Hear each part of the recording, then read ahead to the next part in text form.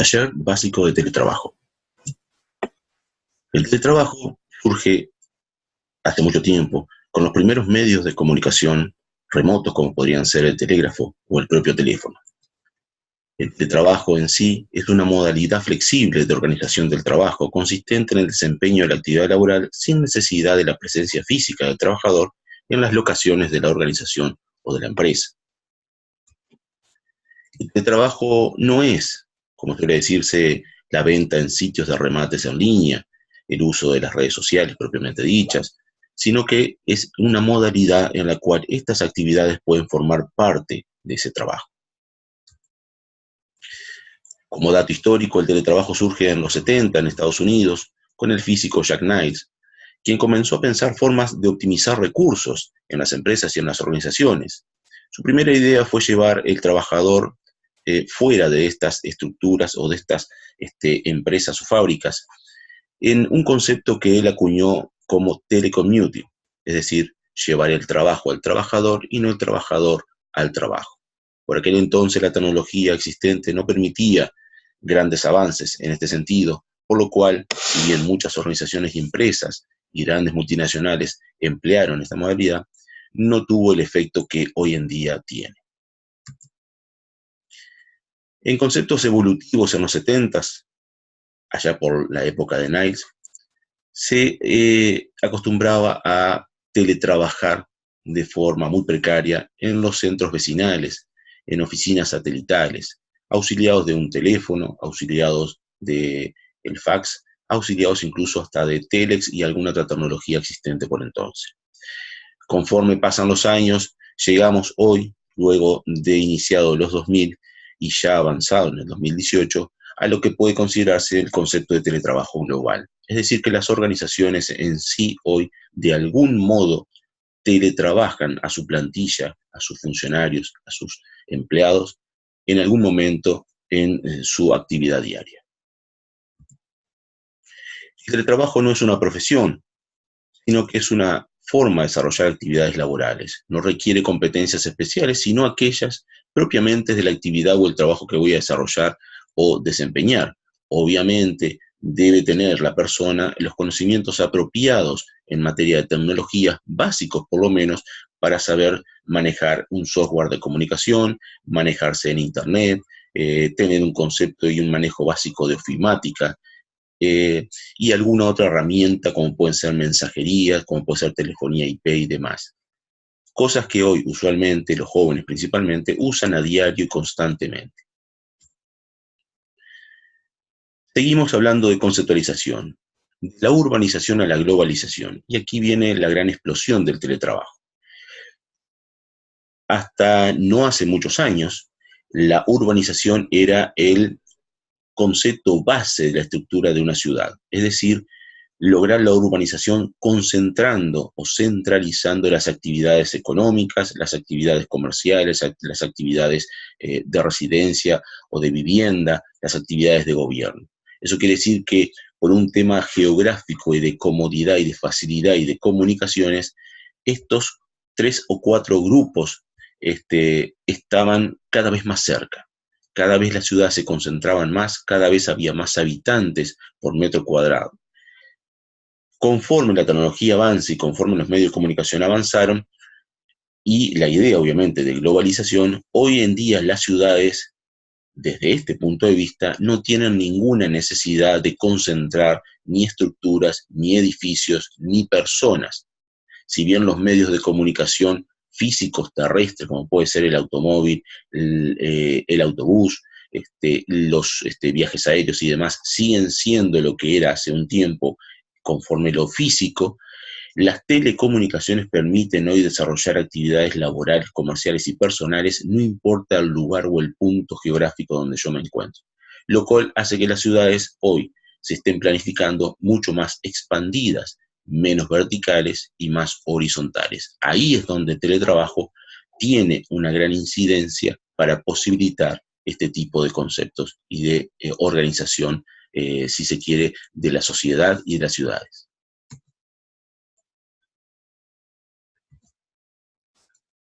Trabajos que no son aptos para teletrabajar. no todos los trabajos o las actividades son apropiadas para llevarse a una modalidad de teletrabajo. Por ejemplo, trabajos complejos sobre tangibles. Si yo desarrollo actividades o trabajos sobre cosas físicas, maquinarias, estructuras y demás, evidentemente no es apropiado teletrabajarlas porque directamente no puedo desarrollarlas, no puedo llevarlas adelante.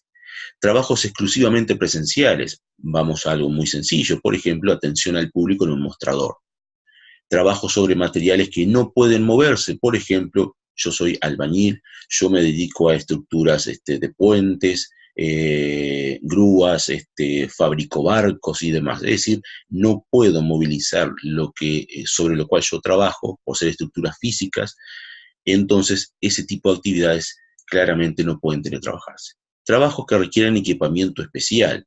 Por ejemplo, yo puedo ser un ingeniero, puedo ser un informático y perfectamente puedo teletrabajar la mayoría de las cosas relacionadas con estas dos carreras o profesiones. Sin embargo, si mi especialidad está en objetos tangibles que son muy específicos o muy complejos de movilizar, de atender, de desarmar, de brindarle soporte técnico, tampoco podré teletrabajarlos.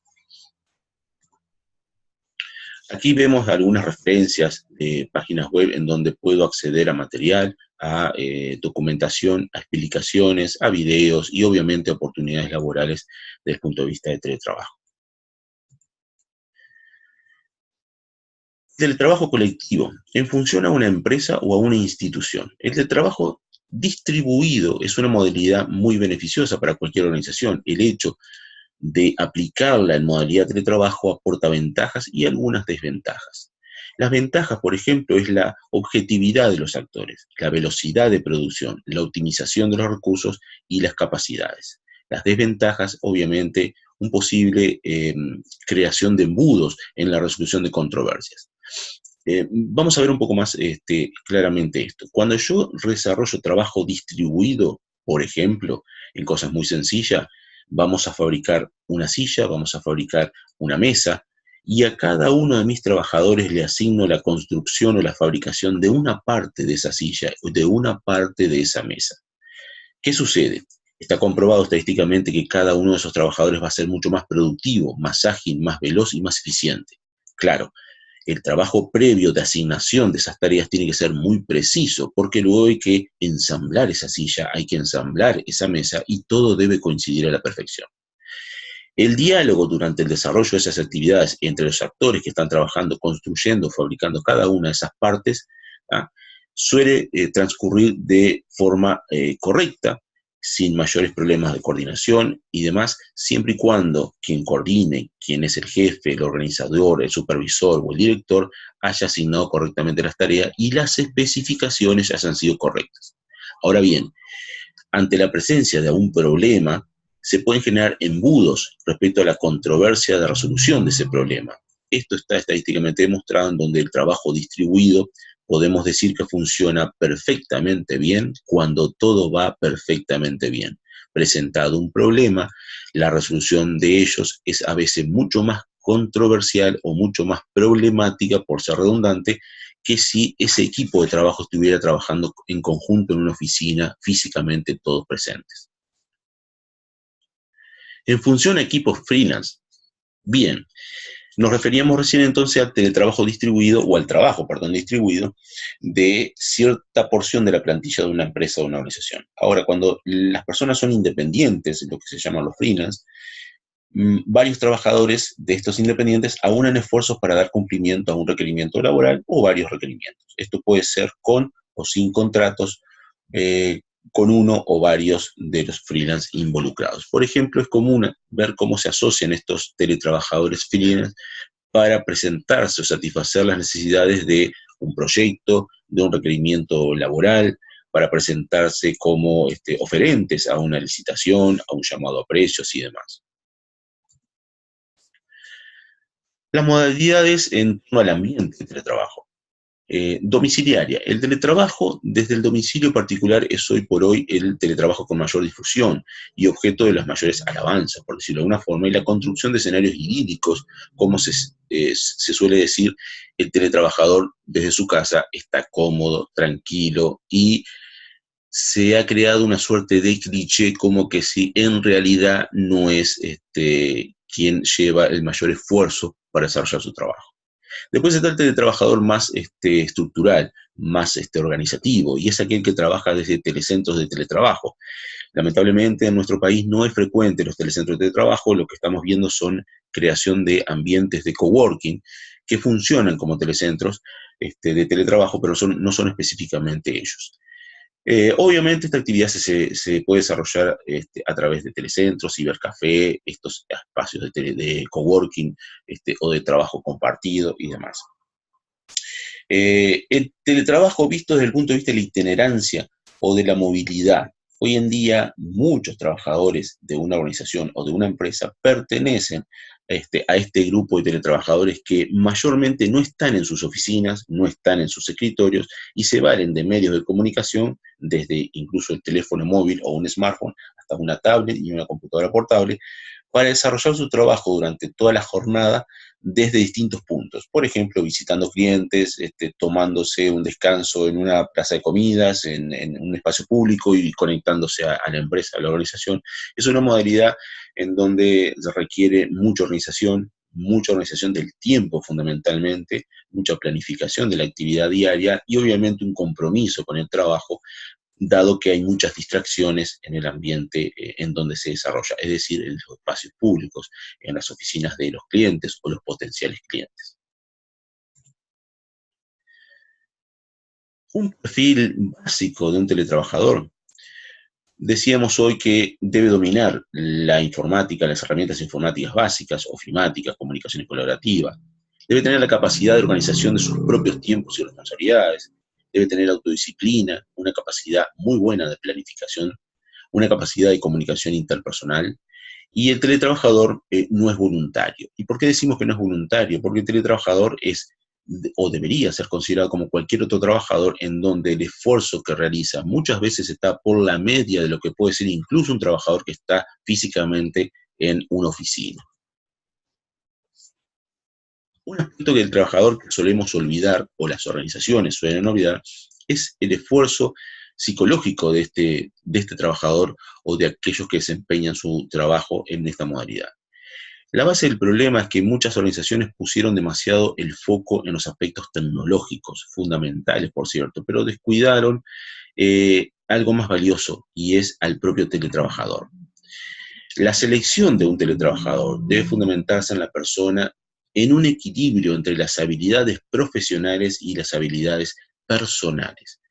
No cualquiera puede trabajar, no porque no tenga las competencias para desarrollar la actividad en sí, sino porque no está preparado como persona para desarrollar esas actividades en la modalidad de teletrabajo. Aunque se encuentre la persona adecuada, es preciso no perder de vista que el teletrabajador va a alterar en mayor o en menor medida su modo de vida. No cualquier jefe, por otro lado, puede supervisar las tareas a distancia. No cualquier persona tiene la capacidad de ejecutarlas a distancia.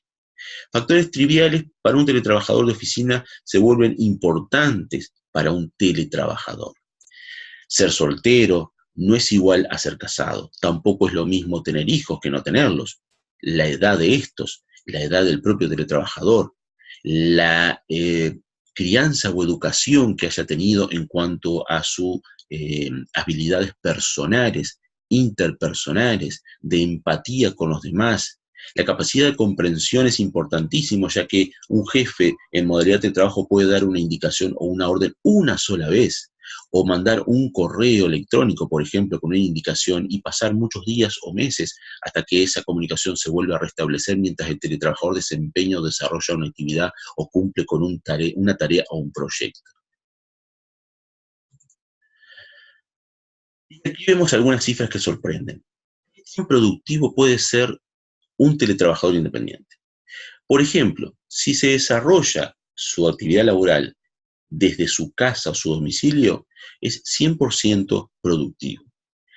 En movilidad, como se suele decir, es decir, aquel teletrabajador que desarrolla una actividad, por ejemplo, de ventas, de asesoramiento, que constantemente visita clientes o prospectos, la productividad puede llegar a bajar hasta un 30%.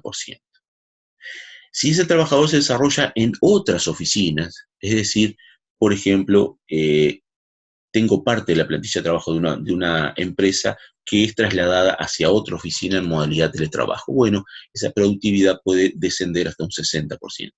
Y aquí viene algo muy interesante, y es que el teletrabajador que pertenece a una empresa u organización, si está trabajando desde su casa o en cualquier otra modalidad remota, y yo lo traslado a trabajar en la oficina a la cual él pertenece, a la organización a la cual él pertenece, su productividad no es del 100%. No mejoro la productividad de un teletrabajador cuando ha desarrollado esa actividad durante mucho tiempo y yo lo retorno a la oficina. ¿Por qué? Porque es un ambiente que para él pasa a ser desconocido. No conoce las reglas de juego, no conoce la interacción diaria, muchas veces no conoce la cara de sus compañeros, muchas veces no conoce la cara de sus propios jefes, de su estructura organizativa, por lo cual se siente extraño, por lo cual se siente que no pertenece 100% ahí, si bien él tiene el compromiso con esa empresa, trabaja para esa empresa, pero la modalidad presencial en las oficinas puede hacer descender la productividad hasta un 70%. Algunos mitos del teletrabajo. Los mejores trabajos no pueden teletrabajarse. Esto es mentira. Muchos teletrabajadores ganan honorarios muy importantes desarrollando su actividad. Los teletrabajadores no trabajan duro. Como podemos ver, los teletrabajadores sí trabajan duro, sí producen más, son incluso a veces más eficientes que los que están en las oficinas. No ver los teletrabajadores disminuye la productividad. Esto es mentira. Esto es un temor que generalmente viene de la mano de los supervisores o los jefes, porque los jefes, supervisores, gerentes y directores no han sido capacitados en sus competencias para supervisar personal a distancia. Entonces los temores de que si está haciendo el trabajo, si está trabajando, si está cumpliendo las horas, se hacen mucho mayor. El teletrabajador no tiene vida familiar. Es un mito, ya que puede llegar a serlo, dado que se puede embeber el teletrabajo y su actividad dentro de su domicilio en el entorno familiar y distorsionar esa vida. Esto es por lo cual el teletrabajador requiere una capacidad de organización de sus tiempos y de sus espacios y de capacidad de separar la vida familiar y laboral, que no toda persona es capaz de hacerlo correctamente. Ventajas para la empresa o la institución de tener parte de la plantilla en teletrabajo. Un sistema de dirección por objetivos y resultados viables. Mayor productividad, como ya vimos, mayor calidad del trabajo y la eficiencia de sus empleados. Una disminución de costos edilicios y de servicios. La disponibilidad del empleado en alto valor que necesitan flexibilizar sus tiempos. Mayor fidelización de los empleados de las empresas. Ampliación de la empresa sin necesidad de una ampliación edilicia, de infraestructura física, mayor flexibilidad para encarar proyectos eventuales. Por ejemplo, la empresa puede enfrentarse o la organización puede enfrentarse a proyectos muy grandes que requieren mayor personal, mayor recursos humanos, y en modalidad de teletrabajo se pueden contratar o adquirir, por decirlo de una forma, mayor recursos humanos. Una vez terminado el proyecto o esa necesidad, se puede volver a la dimensión de recursos humanos que había antes.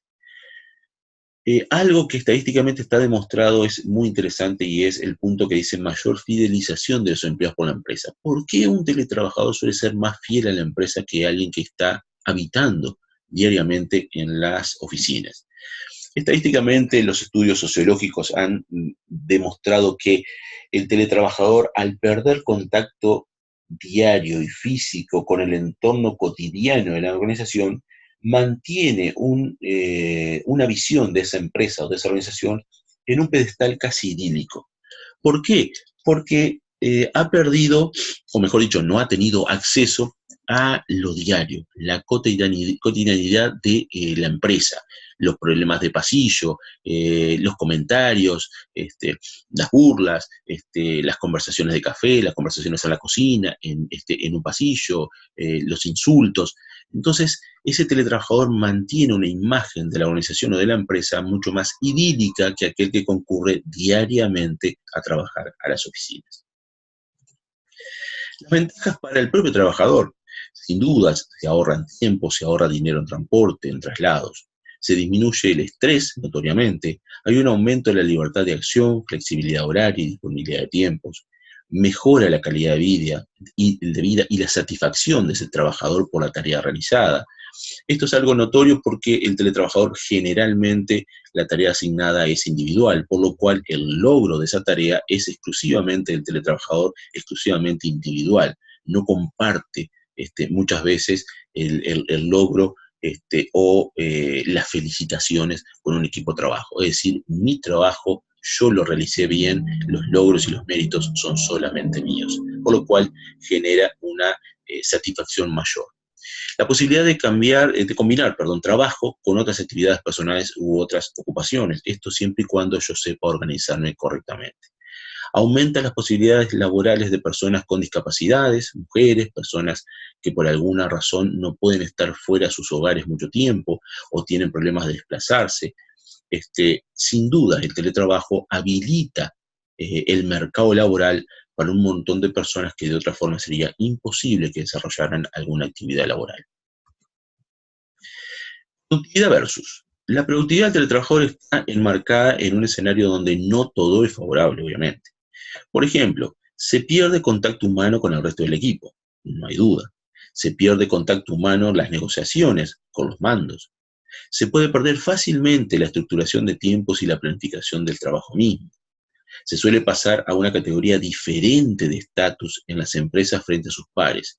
El teletrabajador, y esto es bueno tenerlo en cuenta, frente a la plantilla de empleados o de funcionarios, pasa a una categoría que obviamente no existe, sino que es cultural, distinta a los que están en la oficina. Suelen ser los bacanes, los que culturalmente se entiende que en realidad no trabajan tan esforzadamente como el resto de los que están en la oficina. Y esto puede disminuir la empatía con ese teletrabajador, puede disminuir el vínculo personal y la relación con sus compañeros de trabajo, a pesar de pertenecer a la misma organización. Los errores cometidos son más visibles y más cuestionados. ¿Por qué? Porque el teletrabajador trabaja generalmente por objetivos, por metas, tiene plazos, tiene tareas a realizar específicamente, tiene proyectos a desarrollar específicamente. No tiene tareas rutinarias, sino que se le asignan tareas específicas. El otro problema es que cuando un supervisor no tiene un monitoreo permanente de la actividad del teletrabajador, cuando ese teletrabajador comete un error, es percibido con mayor gravedad que si el mismo error lo comete alguien que está en la oficina. Porque el diálogo permanente con el supervisor puede cambiar la visión o menguar la gravedad de los errores cometidos. Por otro lado, también es mucha responsabilidad del propio teletrabajador. No olvidemos que el teletrabajador puede recibir una indicación hoy y tener un contacto con el jefe 3, 4, 5 días, una semana después. Por lo cual, si el teletrabajador no asumió, no entendió correctamente cuál era la indicación y comete un error o una desviación en la actividad o el trabajo que está desarrollando, cuando vuelve a tener contacto para supervisar esa actividad o para monitorear esa actividad, el desvío puede ser mucho mayor, puede ser grave y puede ser irrecuperable, por lo cual el trabajo se pierde.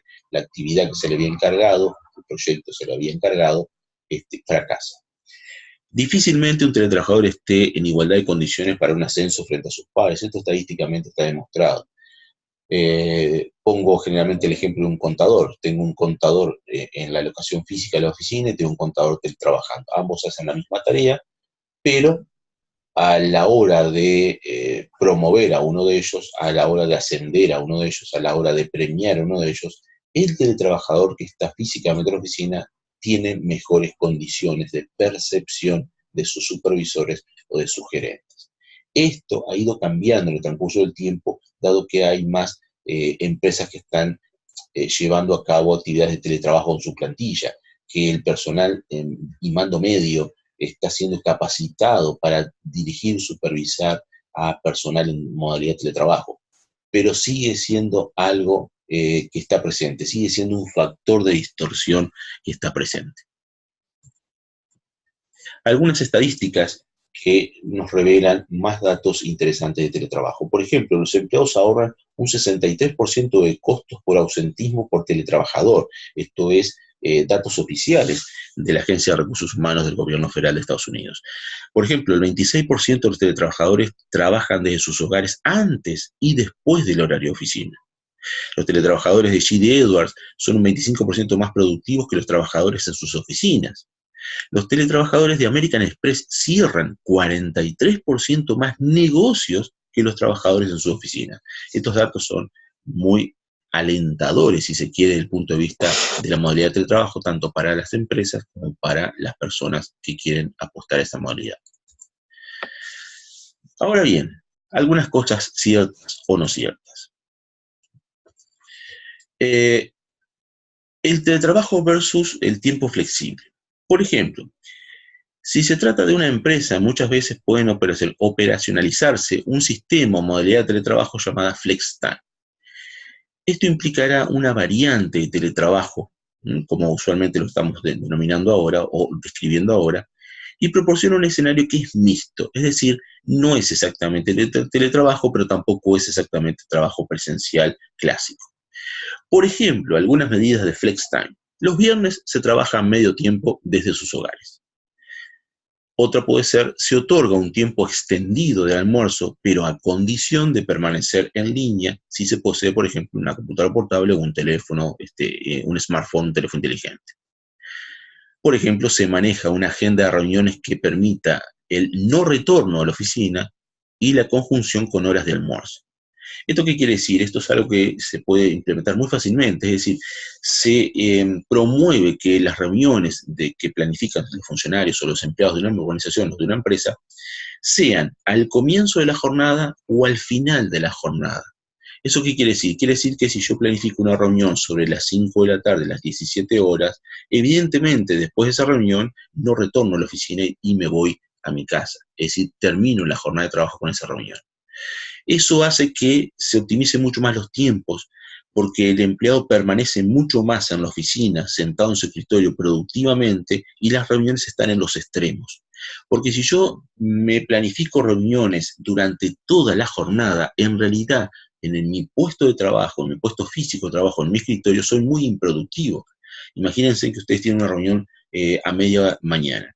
Llego a mi oficina temprano, realizo muy pocas actividades, generalmente se pierde un tiempo de aclimatación, como suele decirse, me voy a la reunión, retorno a la oficina, luego tengo otra reunión sobre el mediodía, vuelvo a salir, vuelvo a retornar. Entonces la permanencia en la oficina hace que ese empleado pierda productividad en su escritorio. Llevando las reuniones a los extremos del tiempo de la jornada, se logra mejorar esa productividad y, por otro lado, se genera muy buena empatía con el empleado, ya que no se lo obliga a retornar o no se lo obliga a pasar por la oficina cuando tiene una reunión a las 8:30 de la mañana o tiene una reunión a las 17 o a las 16:30 o a las 18 horas de la tarde. Otra modalidad, por ejemplo, es que no se controlan entradas o ingresos a la oficina, pero los empleados permanecen conectados. Eso quiere decir que no hay una exigencia real de hora de entrada y salida. Yo tengo un control sobre mis empleados o funcionarios que va por productividad, es decir, yo encargo trabajos o tareas que deben producirse y en función a eso evalúo, pero también mis empleados están conectados permanentemente, ya sea por una computadora portable, una tablet o un smartphone. Mis empleados, estando o no estando en la oficina, están conectados y trabajando. Desde el punto de vista del régimen legal, el marco normativo, en muchos países se carece de una legislación nacional. Al respecto de esto, es bueno acotar que a veces la normativa ya vigente que no preveía el teletrabajo puede caberle al teletrabajo y no es necesario legislar al respecto. Varios países han adoptado regímenes nacionales de teletrabajo o trabajo a distancia, no obstante, no son apropiados para la real dimensión global que hoy está teniendo el teletrabajo, es decir, están desactualizados o bien los legisladores han interpretado erróneamente o no completamente la modalidad de trabajo y la regulación que se ha impuesto o implantado no es del todo adecuada. Esta condición no es exclusiva del teletrabajo, obviamente, sino que atañe a la Internet misma. Es muy difícil legislar sobre Internet, es muy difícil llegar a un acuerdo sobre la interpretación del impacto que tiene Internet en la vida de un país, en la vida de una sociedad, por lo cual los marcos normativos o legislativos suelen ser muchas veces imprecisos o inadecuados, a pesar de que hayan sido desarrollados con la mejor intención. No existe una legislación global, pues es contrario al derecho internacional. Es decir, no puedo crear una ley internacional, las leyes son siempre radicadas geográficamente en un país. Sí puedo generar acuerdos o convenciones internacionales que permitan que varios países se pongan de acuerdo respecto a algo en Internet o a la interpretación de algo en Internet. De hecho, por ejemplo, un claro ejemplo son los parlamentos europeos, por ejemplo, cuyas resoluciones carecen de obligatoriedad para los países miembros de la Comunidad Europea. Lo mismo sucede en el Mercosur, con el Parlamento del Mercosur, en el mismo esquema de funcionamiento. Es decir, estas organizaciones que pretenden nuclear a todos los países para generar consensos, sus resoluciones siguen siendo recomendaciones desde el punto de vista legislativo para cada país. No es obligación que los países miembros de la Comunidad Europea transformen en ley las resoluciones del Parlamento. No es obligación que los miembros del Mercosur transformen en ley las resoluciones del Parlamento del Mercosur. Siguen siendo recomendaciones. Algunos desafíos y algunas preguntas personales que debe hacerse un teletrabajador, cosas muy elementales, pero que son cruciales para que se desempeñe correctamente la actividad. ¿Soy consciente de cuáles son mis fortalezas como teletrabajador o como trabajador? ¿Soy consciente de cuáles son mis fortalezas como persona? ¿Tengo antecedentes reales de autodisciplina, de autoorganizarme? ¿Me reconozco como una persona capaz de recibir órdenes una vez para llevar adelante las tareas? ¿Puedo enumerar mis necesidades diarias para concurrir a una oficina normal de trabajo? Esto es un ejercicio muy sencillo. Pero, por ejemplo, cuando uno se plantea eso y dice, bueno, a ver, ¿qué necesito hoy para levantarme e ir a mi oficina? Básicamente, levantarme, vestirme y concurrir. Si yo lo pienso con mentalidad de teletrabajador, esto no es tan sencillo. Yo lo que preciso es despertarme, lo que preciso es asearme, lo que preciso es buscar mi vestimenta, buscar mis implementos de trabajo, la computadora, el bolso, la mochila, calzado, ropa, pantalón, camisa. Es decir, la visión de un teletrabajador es mucho más precisa que la generalidad común a la cual estamos acostumbrados en este tipo de aspectos. ¿Puedo vivir solo una semana y sobrevivir al intento? Parece algo incluso hasta jocoso, pero es importante saberse, reconocer si uno tiene la capacidad de sobrevivir solo una semana, organizándose, planificándose, consumiendo, gastando. ¿Alguna vez he leído completamente un documento que firmo?